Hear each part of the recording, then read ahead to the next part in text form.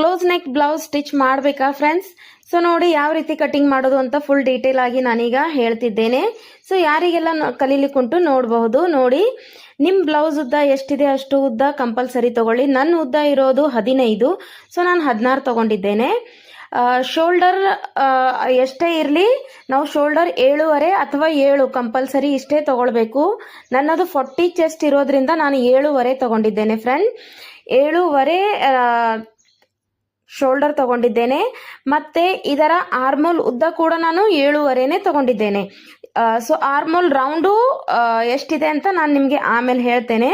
ನೋಡಿ, ಈ ಥರ 7.5 ಉದ್ದ ತಗೊಂಡ್ಮೇಲೆ ನಾನು ಒಳಗಡೆ 1/2 ಇಂಚ್ ಮಾರ್ಜಿನ್ ಒಳಗಡೆ ತಗೊಳ್ತಿದ್ದೇನೆ. ಯಾಕೆ ಅಂದರೆ ಅಲ್ಲಿ ರಿಂಕಲ್ಸ್ ಬರಬಾರ್ದು ಅಂತ ಹೇಳಿ. ಸೊ 1/2 ಇಂಚ್ ಮಾರ್ಜಿನ್ ನಾನು ಒಳಗಡೆ ತಗೊಂಡಿದ್ದೇನೆ ಫ್ರೆಂಡ್ಸ್. ಆ ಥರ ನೀವು 1/2 ಇಂಚ್ ಮಾರ್ಜಿನ್ ಒಳಗಡೆ ತಗೊಂಡ್ರೆ ಇಲ್ಲಿ ಮುದ್ದೆ ಬರುವುದಿಲ್ಲ ನಿಮ್ಮದು. ಸೊ ಹಾಗಾಗಿ ನಾನು 1/2 ಇಂಚ್ ತಗೊಂಡಿದ್ದೇನೆ. ಸೊ ನಾನು ಈ ಬ್ಲೌಸ್ ಸ್ಟಿಚ್ ಮಾಡಿಕೊಟ್ಟಿದ್ದೇನೆ. ಹಾಕೊಂಡಿದ್ದವರು ತುಂಬ ಚೆನ್ನಾಗಿ ಬಂದಿದೆ ಅಂತ ಕಮೆಂಟ್ಸ್ ಕೊಟ್ಟಿದ್ರು. ಸೊ ಅದಕ್ಕೆ ಅವ್ರ ಫೋಟೋ ತೆಗಿಲಿಕ್ಕಾಗಿರಲಿಲ್ಲ, ಫೋನ್ ಮಾಡಿ ಹೇಳಿದರು. ಸೊ ಹಾಗಾಗಿ ಕಟಿಂಗ್ ನಾನು ನಿಮ್ಮ ಜೊತೆ ಶೇರ್ ಮಾಡ್ತಿದ್ದೇನೆ. ಓಕೆ, ಸೊ ನಿಮ್ಮ ಆರ್ಮೋಲ್ ರೌಂಡ್ ಎಷ್ಟಿದೆ ನೋಡಿಕೊಂಡು ಅಷ್ಟು ನೀವು ಆರ್ಮೋಲ್ ರೌಂಡ್ನ ಹಾಕ್ಕೊಳ್ಳಿ. ಕರೆಕ್ಟ್ ಬಂದಿದೆ ಇಲ್ಲ ಅಂತ ನೋಡಿಕೊಂಡು ಆರ್ಮೋಲ್ ರೌಂಡ್ ಯಾವ ರೀತಿ ಚೇಂಜ್ ಮಾಡಬೇಕು ಸ್ವಲ್ಪ ಮೇಲೆ ಕೆಳಗಡೆ ಮಾಡ್ಕೊಳ್ಳಿ ಫ್ರೆಂಡ್ಸ್. ಸೊ ನೋಡಿ, ಮತ್ತೆ ಮೇಲ್ಗಡೆ ಶೋಲ್ಡರ್ ಹತ್ರ ಅರ್ಧ ಇಂಚು ಶೋಲ್ಡರ್ ಡೌನ್ ಮಾಡ್ಕೊಳ್ಳಿ. ಅರ್ಧ ಇಂಚು ಶೋಲ್ಡರ್ ಡೌನ್ ಮಾಡ್ಕೊಳ್ಳಿ.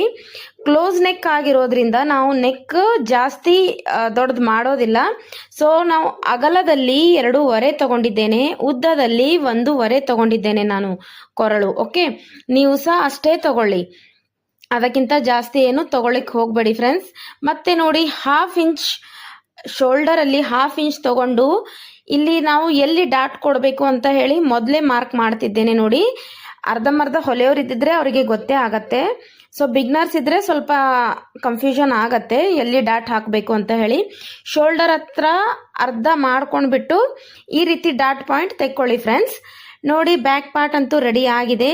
ಈಗ ಫ್ರಂಟ್ ಪಾರ್ಟು ನಾನು ಇದನ್ನೇ ಇಟ್ಕೊಂಡು ಫ್ರಂಟ್ ಪಾರ್ಟ್ ಕಟಿಂಗ್ ಮಾಡ್ತೇನೆ. ಸೊ ಫ್ರಂಟ್ ಪಾರ್ಟ್ ಇರೋದು ಪ್ರಿನ್ಸಸ್ ಕಟ್ ಇದೆ. ಸೊ ಪ್ರಿನ್ಸಸ್ ಕಟ್ ಇದನ್ನೇ ಇಟ್ಕೊಂಡು ಯಾವ ರೀತಿ ಕಟಿಂಗ್ ಮಾಡ್ತೇನೆ ಅಂತ ನೋಡಿ ಫ್ರೆಂಡ್ಸ್. ಈಗ ನೋಡಿ, ಬ್ಯಾಕ್ ಪಾರ್ಟ್ ನಾನು ಆಲ್ರೆಡಿ ಕಟಿಂಗ್ ಮಾಡಿದ್ದೇನೆ.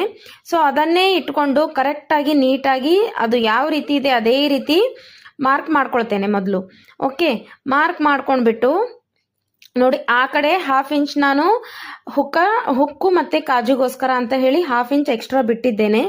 ಸೊ ಅದನ್ನ ಬಿಟ್ಟು ಎಷ್ಟಿದೆ ಅಷ್ಟು ಮಾರ್ಕ್ ಮಾಡಿಕೊಂಡು ಆಮೇಲೆ ಇದರಲ್ಲಿ ಏನೇನು ಎಕ್ಸ್ಚೇಂಜ್ ಮಾಡ್ತೇನೆ ಅಂತ ನೋಡಿ ಫ್ರೆಂಡ್ಸ್.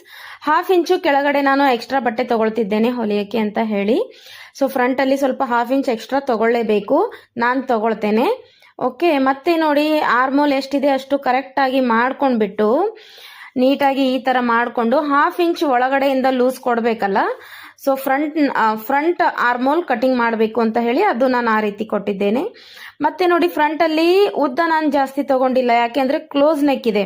ಸೊ ಹಾಗಾಗಿ ಅದು ನಾನು ಕೊರಳು ಉದ್ದ 3.5 ತಗೊಂಡಿದ್ದೇನೆ, ಅಗಲದಲ್ಲಿ 2.5 ತಗೊಂಡಿದ್ದೇನೆ. ಆಯ್ತಾ, ನಿಮ್ಗೆ ಬೇಕಾದ್ರೆ ಒಂದು 1/2 ಇಂಚ್ ಲೂಸ್ ಇನ್ನೂ ಕೊಡ್ಬೋದು, ಅದಕ್ಕಿಂತ ಜಾಸ್ತಿ ಕೊಡಕ್ ಹೋಗಬೇಡಿ, ಕ್ಲೋಸ್ ನೆಕ್ ಇದೆ ಅದಕ್ಕೋಸ್ಕರ. ಸೊ ಪ್ರಿನ್ಸಸ್ ಕಟ್ ನಾನು ಕಟಿಂಗ್ ಹಾಕ್ದೆ ನೋಡಿ. ಸೊ ಪ್ರಿನ್ಸಸ್ ಕಟ್ ಹಾಕ್ಬಿಟ್ಟು ಈ ರೀತಿ ಕಟಿಂಗ್ ಮಾಡ್ಕೊಳ್ತೇನೆ ನಾನು ನನ್ನ ಬ್ಲೌಸು.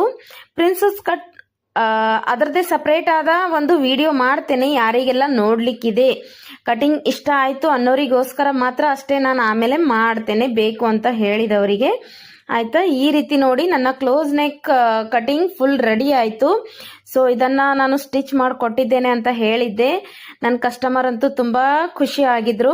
ಸೊ ಅದಕ್ಕೆ ನಾನು ಅನ್ಕೊಂಡೆ ಇದೇ ಮೆಜರ್ಮೆಂಟ್ನ ಎಲ್ಲರ ಜೊತೆ ಹಂಚ್ಕೊಳ್ಬೇಕು ಅಂತ ಹೇಳಿ.